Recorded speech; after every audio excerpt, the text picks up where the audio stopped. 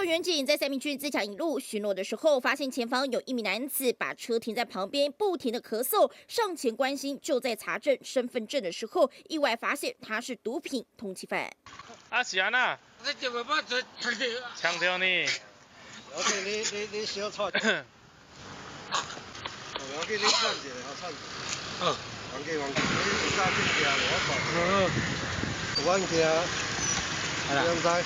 远警担心刘兰身体状况，所以上前拦查。刘兰表示其并无大碍，唯当远警查证身份时，发现刘兰为高雄地检署发布之毒品危害防治条例通缉犯。刘姓男子非常的惊讶，表示不知道自己遭到通缉了。经过查证之后，发现刘姓男子因为没有住在户籍地，所以都没有收到地检发的通知书，而他也愿意配合警方。全案讯问之后，解送高雄地检署归案。